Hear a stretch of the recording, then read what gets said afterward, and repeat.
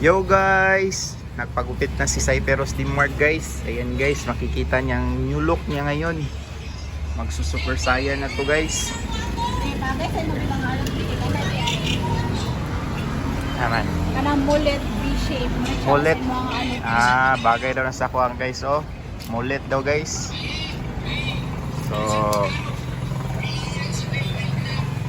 ayan, pinagandahan ng kaniyang buhok guys oh. Daming kaspa guys. Daming kaspa guys oh. Guys guys.